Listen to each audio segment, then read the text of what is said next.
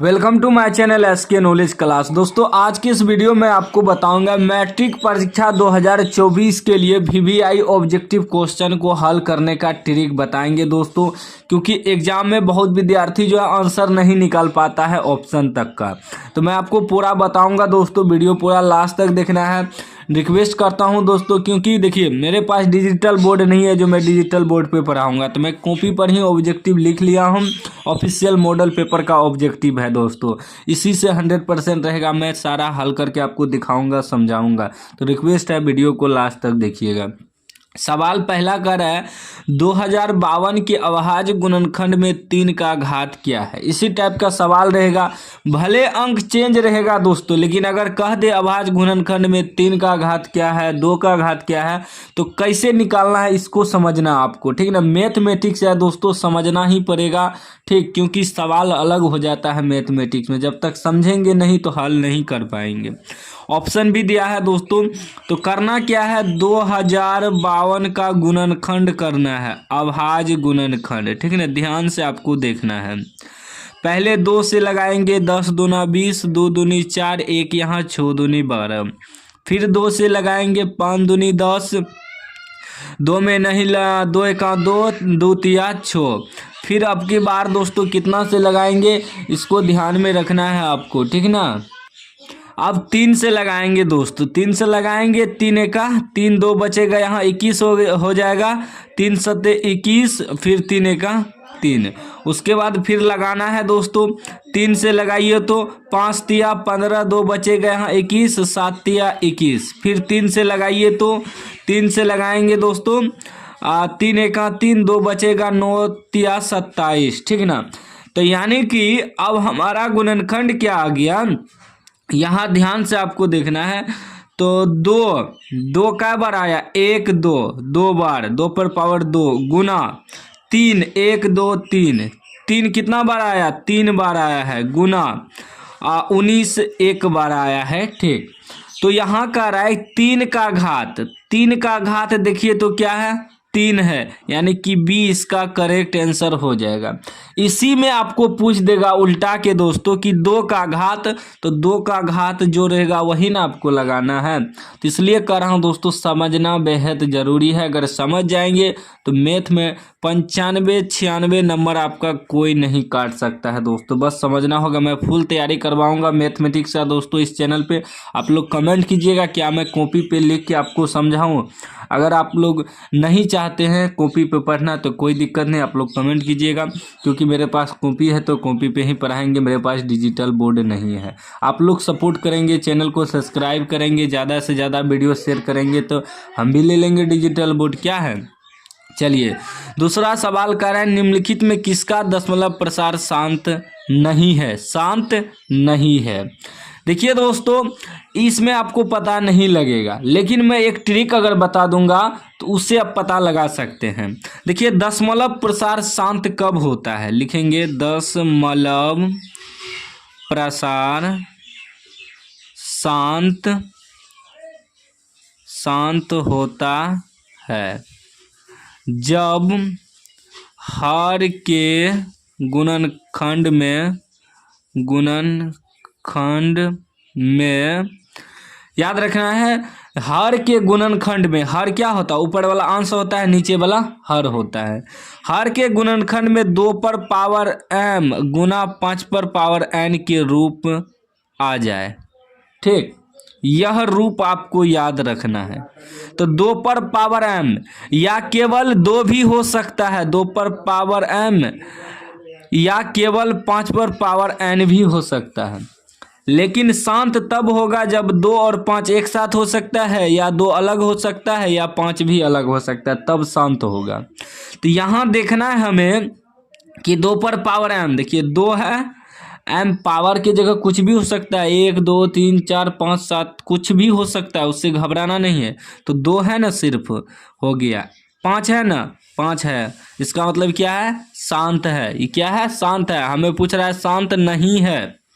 उसके बाद फिर देखिए 2 पर पावर 4 5, देखिए इस रूप में है ना, 2 और 5 के रूप में, तो ये शांत हो गया।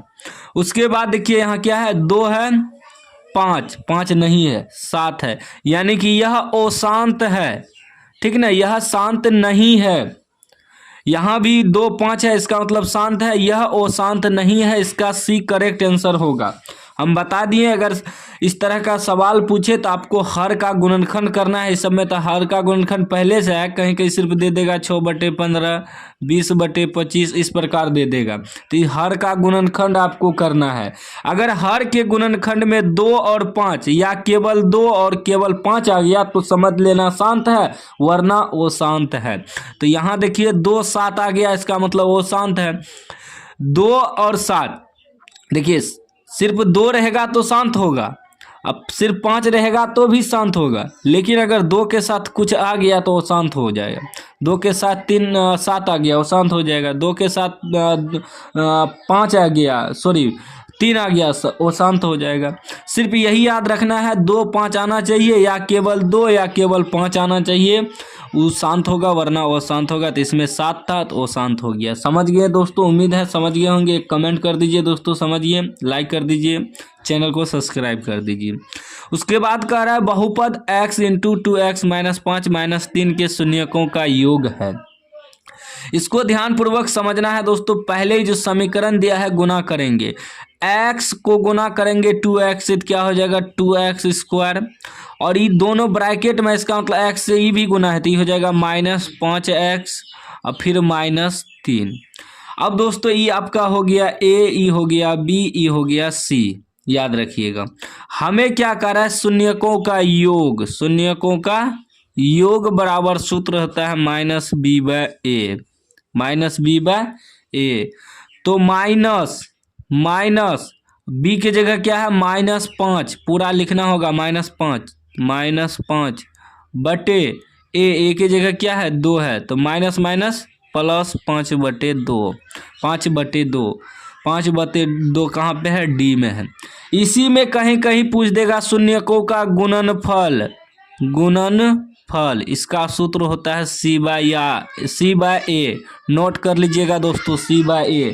सवाल उल्टा पुल्टा सकता है, इसलिए मैं पूरा बताते चल रहा हूँ। उसके बाद कह रहा है यदि समीकरण 2x² + px - 3 = 0 का एक मूल -3 हो तो p का मान है। p का मान निकालना है।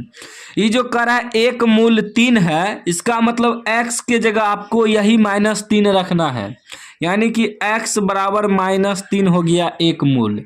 समीकरण क्या है 2x² + px - 3 = 0। ध्यान से आपको देखना है दोस्तों, कॉपी पर ही हम पूरा समझाएंगे आपको, जो डिजिटल बोर्ड पे नहीं समझाएगा उससे बेहतर हम समझाएंगे हम।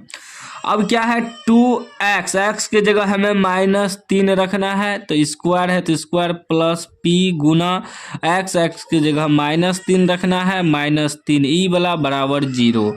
अब देखिए 3 का स्क्वायर क्या होगा, 3 का स्क्वायर 9 हो जाएगा, माइनस का स्क्वायर प्लस, देखिए -3 गुना -3 करेंगे तो माइनस प्लस हो जाएगा, 3 × 9 हो जाएगा। ठीक, उसके बाद प्लस माइनस p गुना 3 3p -3 = 0। अब देखिए 9 दूनी 18 -3p -3 = 0। 18 में से 3 घट जाएगा, प्लस में है माइनस में, 18 में से 3 घटेगा कितना बचेगा 15 -3p = 0। जब -3p बराबर निकालेंगे तो 15 को उधर भेजेंगे तो -15 हो जाएगा, क्योंकि प्लस है 3 से कटाइए, 3 × 5 = 15, माइनस भी कट गया, यानी कि p का मान आपका निकल गया 5। p का मान कहाँ पे है, c में है 5। ठीक, चलिए अगला सवाल देख लीजिए दोस्तों। जैसे मैं बता रहा हूँ कॉपी पे, ऐसे डिजिटल बोर्ड पे भी आपको बेहतर तरीका से नहीं समझाएगा। 5 नंबर कर रहा है यदि बहुपद ax² - bx + c के शून्यक अल्फा बीटा हो तो अल्फा × बीटा का मान है।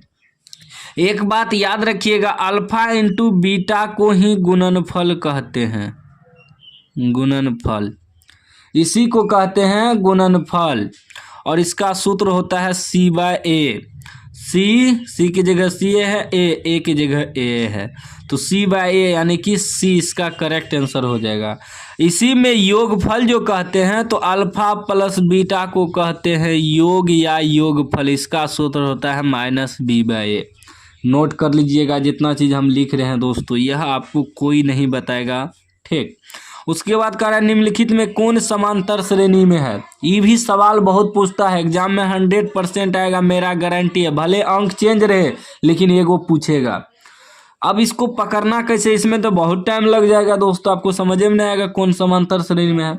लेकिन मैं आपको ट्रिक बताता हूँ। ये जो ऑप्शन दिया है सब में चेक करना है कि समांतर श्रेणी का मतलब है समान अंतर है या नहीं सब में। जैसे 2 के 5, 5 और 7 के बीच समान अंतर है या नहीं, चेक करना है। तो पहले ए ऑप्शन को चेक कर लेते हैं। चेक करने के लिए क्या करेंगे, दूसरा पद में से पहला पद घटाएंगे, 5 में से 2 घटाएंगे, 3 निकला।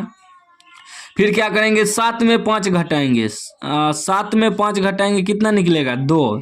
देखिए ये अलग हो गया, ये 3 और ये 2, जबकि यहाँ 3 आया तो यहाँ भी 3 आना चाहिए, तब समांतर श्रेणी में होगा। इसका मतलब यह नहीं है।